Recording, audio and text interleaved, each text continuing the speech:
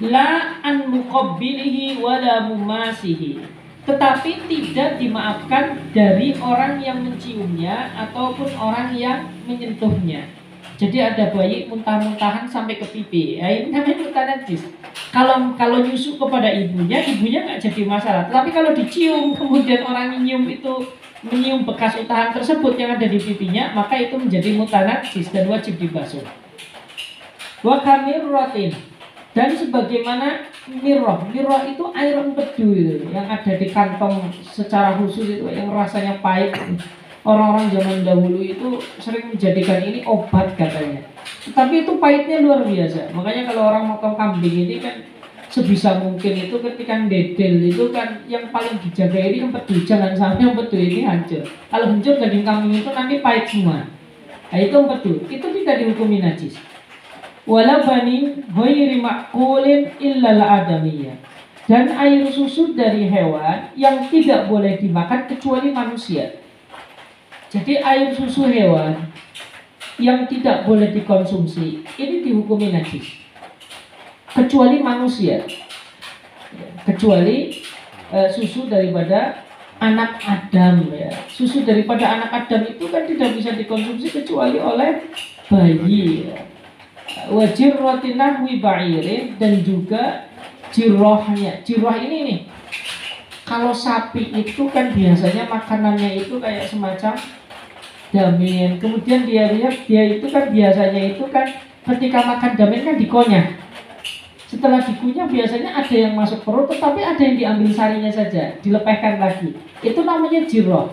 Kalau semacam itu juga tidak dikatakan najis. Artinya ketika hal tersebut itu menyentuh tubuh kita, maka tubuh kita dikatakan muntah najis. Ketika hal tersebut menyentuh pakaian kita, maka pakaian kita tidak dikatakan muntah najis. Dan ketika hal tersebut ada di tempat sholat kita, maka hal tersebut juga dikatakan tidak muntah najis. Ini detailnya demikian. Ammal maniyu fadhahirun khilafan li Malik. Adapun sperma, maka ini dihukumi suci khilafan li Malikin, berbeda menurut Imam Malik. Kalau Imam Malik itu sperma itu dihukumi najis. Tapi kalau menurut Imam Syafi'i sperma itu dihukumi suci. Logikanya kan kayak gini. Kalau Imam Syafi'i itu punya logika demikian. Kalau sperma itu dihukumi najis, berarti makhluk yang muncul dari sperma itu secara dzatiyah najis. Ini kan demikian. Tapi logikanya Imam Malik tidak. Kalau memang sperma itu tidak najis, maka ketika orang melahirkan tidak wajib mandi. Karena memang orang melahirkan itu wajib mandi, maka ini berarti asalnya najis. Ini logikanya Imam Malik. Jadi memang berbeda di dalam melogikakan sebuah dalil. Ya meskipun selain logika tersebut juga ada dalil-dalil tertentu, ya, hadis-hadis dari baginda Rasulullah sallallahu alaihi wasallam. Wa kadzalika balghamu ghairi ma'idatin. Begitu pula tidak dihukumi najis balghamu ghairi ma'idatin. Balgham itu kayak lendir gitu ya. Lendir selain daripada lendir yang muncul dari lambung. Kan ada lendir yang berasal dari otak, ya. Di sini ketika turun itu yang jadi ingus, ada yang demikian. Ada juga lendir yang memang munculnya dari ini, kayak riak ini, yang dari dalam dada keluar. Ya. Maka itu tidak dihukumi najis. Kemudian balghamu ghairi ma'idatin min ra'sin aw sadrin, yang muncul dari kepala ataupun dada, maka ini tidak dihukumi najis. Jadi balgham itu kayak riak lah kalau dalam bahasa kita. Wa ma'un sa'ilun min fami na'imin, dan air yang mengalir dari mulut orang yang sedang tidur, maka ini tidak dihukumi najis. Karena secara umum air ini tidak berasal dari lambung. Karena munculnya dari lambung itu kan biasanya karena memang kesengklak, batuk, atau memang dalam keadaan perut itu sedang dalam keadaan tidak normal. Misalkan asam lambung naik, bisa itu keluar. Tetapi hal ini kan tidak mungkin terjadi bagi orang yang sedang tidur. Maka secara umum air yang muncul daripada mulut orang yang sedang tidur biasanya ini hanya cairan yang tersisa di mulut lalu kemudian keluar. Maka itu dihukumi suci. Karena secara umum tidak berasal daripada lambung manusia. Walau natinan au aspor, meskipun baunya itu tidak harum, Natin itu artinya bau bacin, bau yang tidak sedap. Au asparo atau memiliki warna yang kuning, yang disinyalir itu dari lambung, tapi secara umum itu ya tidak dari lambung. Malam yutahaqqaq annahu min ma'idatin, selagi kita tidak yakin kalau itu berasal dari lambung. Illa mimman ibtuliya bihi fayu'fa anhu wa in kathura, kecuali kalau orang yang memang dicoba atau diberi penyakit selalu mengeluarkan air dari mulutnya, kemudian itu berasal dari lambung, maka hal ini tidak jadi masalah kalau memang itu menjadi penyakit orang tersebut. Maka dalam bahasa fikih ini namanya ma'fu anhu. Warupu batu farjin, dan juga cairan yang keluar daripada vagina perempuan, au kubulin alal asohi, atau dari tubur manusia menurut pendapat yang asoh. Jadi cairan vagina ataupun cairan anus ini tidak dihukumi najis. Wa hiya ma'un abyadu mutaraddidun bainal madji wal araqi, yaitu air putih yang tidak jelas statusnya, apakah dia itu madi atau apakah itu keringat. Yakhruju min batinil farjil ladzi la yajibu ghusluhu, yang muncul dari vagina bagian dalam yang tidak wajib dibasuh.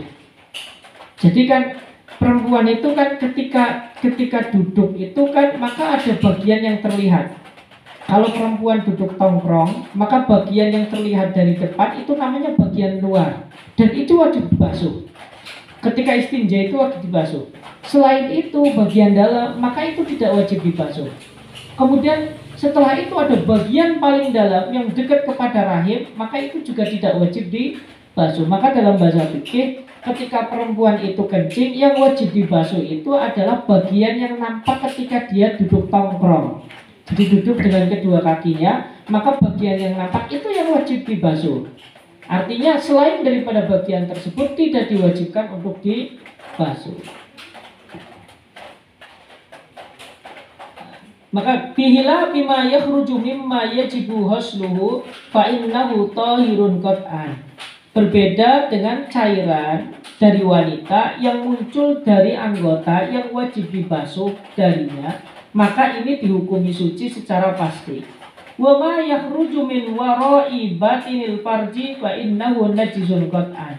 Dan sesuatu yang muncul daripada atau cairan yang muncul dari belakang, artinya dari bagian dalam rahimnya perempuan, maka ini najis secara pasti. Tetapi ini berarti ada 3 kategori ya. Jadi cairan wanita itu ada yang muncul dari bagian luar, maka ini suci secara pasti. Ada yang muncul dari bagian dalam, maka ini suci menurut pendapat yang sahih. Dan ada yang memang muncul dari bagian dalam yang paling dalam, maka ini najis ya. Akan tetapi kan perbedaan ini kan menyulitkan, dan manusia itu tidak bisa. Makanya pendapat yang utama itu yang bagian luar itu suci secara pasti, kemudian yang bagian dalam yang tidak wajib dibasuh ketika dia istinja, ketika keluar cairan, maka ini dihukumi suci menurut pendapat yang kuat. Ya, ini hanya ada 2 saja. Kalau dimasukkan 3 maka ini akan menjadi hal yang sangat susah. Ya, sangat susah, perempuan tidak akan bisa mengertinya. Kakulli khorijin minal batin, sebagaimana hukumnya seperti segala sesuatu yang keluar dari bagian dalam manusia, maka ini dihukumi najis, baik itu yang mu'tad, yang biasa keluar atau yang tidak biasa keluar. Wa kalma'il khoriji ma'al waladi au qablahu, dan begitu pula seperti air yang keluar bersamaan dengan anak ataupun sebelum anak, maka ini juga dihukumi najis. Wala farqa baina intisaliha wa adamihi 'ala al-mu'tamadi, dan tidak ada perbedaan apakah air tersebut bersamaan dengan anak tersebut ataupun tidak, maka ini tetap dihukumi tidak suci.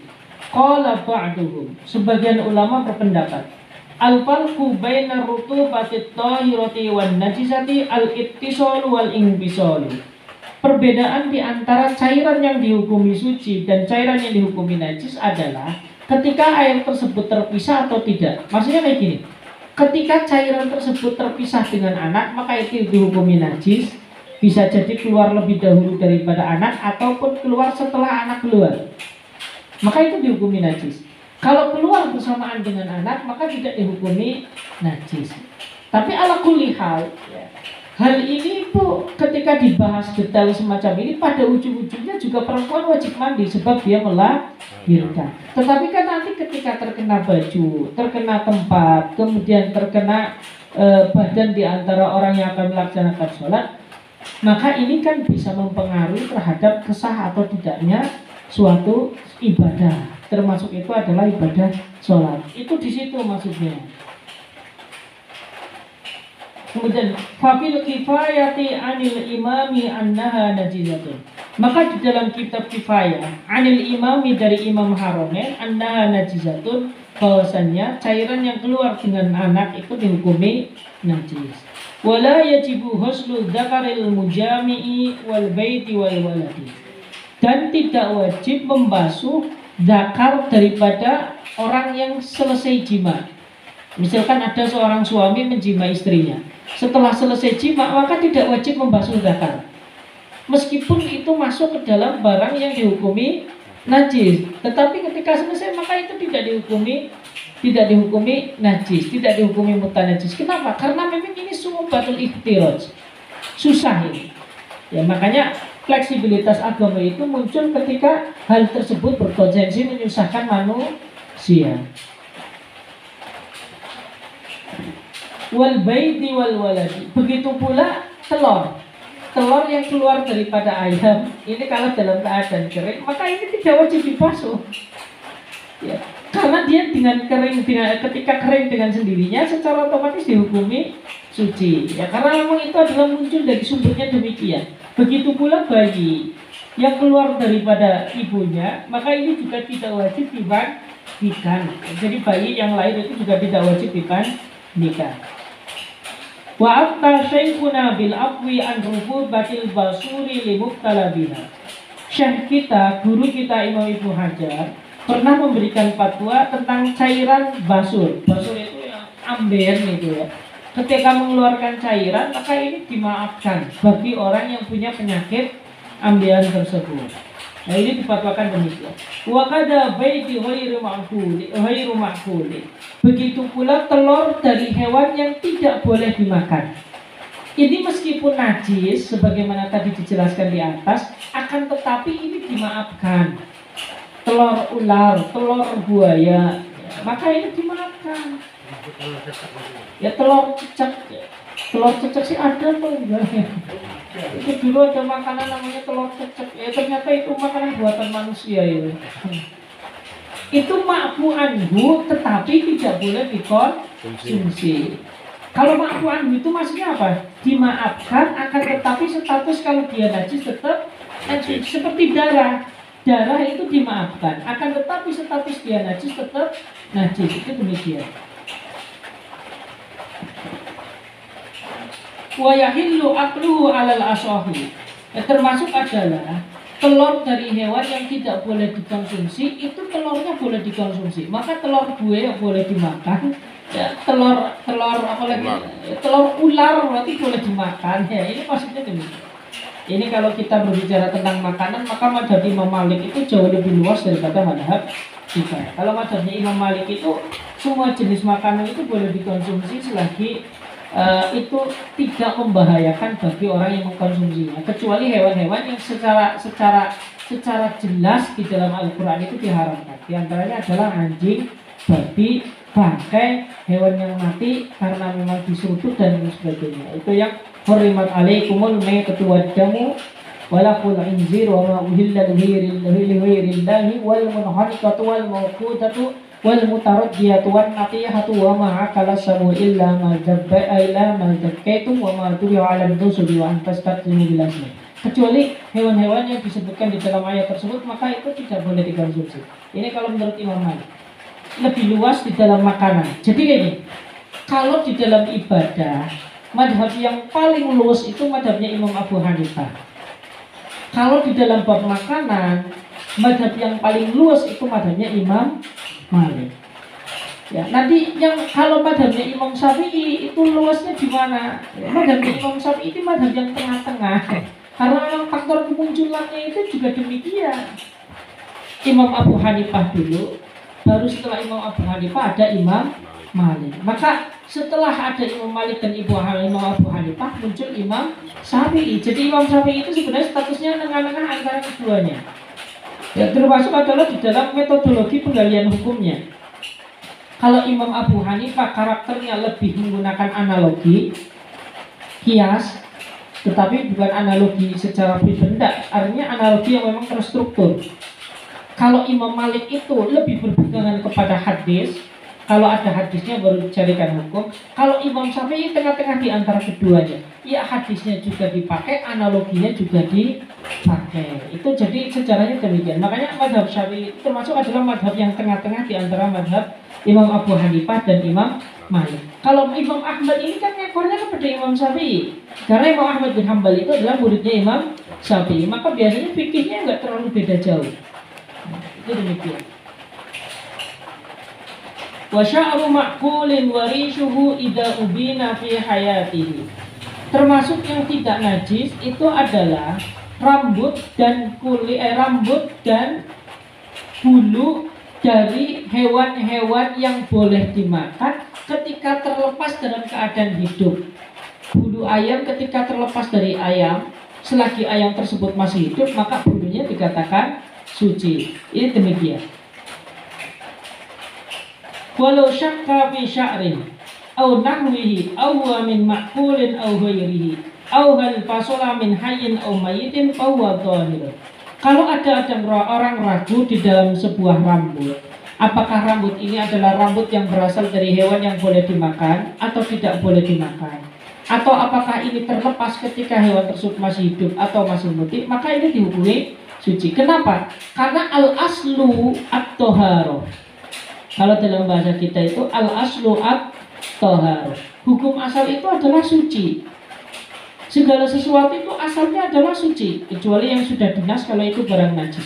Dan itu kemudian berubah menjadi najis ketika bertemu dengan barang-barang yang najis, atau berubah menjadi mutanajis ketika terkena menjadi barang-barang yang najis. Kemudian selagi tidak yakin kalau itu adalah barang yang najis atau terkena najis, maka kita kembalikan kepada hukum asal. Hukumnya suci. Ini kalau di dalam usul fiqh ini sering disebut dengan metodologi istishab.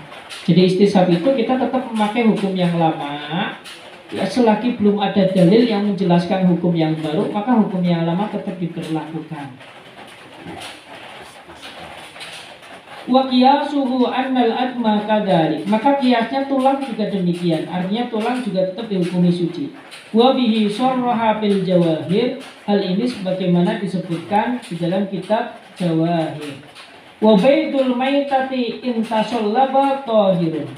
Adapun telur daripada bangkai hewan yang mati tidak disembelih secara syar'i, maka ini statusnya bangkai meskipun itu baru mati. Jadi ketika ada hewan mati tanpa disembelih dengan sembelih yang syar'i, maka hewan tersebut dalam bahasa Al-Quran dan bahasa fikih dikatakan bangkai meskipun belum bau. Ada hewan mati karena memang misalkan karena memang terkena senapan, maka hewan itu dikatakan bangkai meskipun baru mati dan belum memunculkan bau. Karena kita itu terkadang memahami kalau bangkai itu kalau sudah bau dan busuk, ya itu bukan. Yang dimaksud dengan bangkai itu adalah hewan yang mati tanpa disembelih dengan sesembelihan yang syar'i, maka ini dikatakan bangkai. Dan itu hukumnya haram untuk dikonsumsi. Nah, ketika hewan tersebut, ketika ada telur ditemukan dari bangkai, kemudian telur ini sudah mengeras, artinya cangkangnya itu sudah membentuk cangkang yang kita lihat seperti biasanya, maka itu dihukumi suci. Wa illa panajisud, dan jika belum mengeras maka dihukumi najis. Wa su'ru kulli hayawanin tahirin tahirun. Dan air bekas minum dari setiap hewan yang suci maka dihukumi suci. Air bekas minum dari hewan yang suci maka itu dihukumi suci. Ayam misalkan minum di sebuah wadah, maka setelah minum maka airnya itu menjadi suci karena ayam itu dihukumi suci. Walau tanajjasa famuhu thumma walahu fi ma'in qalilin aw ma'in fa in kana ba'da haibatin yumkinu fiha taharatuhu biwuluhi fi ma'in kathirin aw jarin lam yunajjisu walau hirran wa illa najjasathu. Kalau ada hewan yang mulutnya itu mutanajis, meskipun misalkan kucing secara umum dia mengkonsumsi tikus, maka setelah makan tikus ini kan mulutnya jadi mutanajis karena memang dia telah mengkonsumsi barang-barang yang najis. Karena tikus itu kan hewan yang tidak boleh dimakan, maka hewan yang tidak boleh dimakan kemudian ketika dimakan oleh kucing, maka statusnya dia mutanajis, najis. Maka ketika kucing tersebut meminum di tempat atau di air yang sedikit, maka airnya berubah menjadi mutanajis. Makanya hati-hati ini. Termasuk adalah kolam ikan nih, yang kemudian ada kucing minum di tempat tersebut. Secara umum kucing tersebut itu memakan bangkai, ya maka itu dihukumi mutanajis. Kecuali kalau kucing tersebut minum di tempat tersebut setelah masa yang lama, yang mana dalam masa tersebut memungkinkan kucing tersebut meminum di tempat yang lain yang memiliki air yang lebih dari 2 bulan, maka itu statusnya tidak mutanajis. Itu demikian. Wa illa najjasatuhu. Kalau tidak demikian maka dihukumi najis. Misalkan ada kucing habis makan bangkai, lalu kemudian dia minum di air yang kurang dari 2 bulan. Setelah makan bangkai langsung minum di air yang kurang dari 2 bulan, maka air ini tetap dihukumi mutanajis. Gambarannya hewan, tetapi kan kita prakteknya bisa tidak selain dengan hewan bisa. Misalkan kita habis buang bangkai dengan menggunakan bilah, maka ketika bilah ini kita masukkan di air yang kurang dari 2 bulan, maka ini dihukumi mutanajis. Itu demikian. Allahu a'lam bishawab. Besok qala Syekhuna As-Suyuti.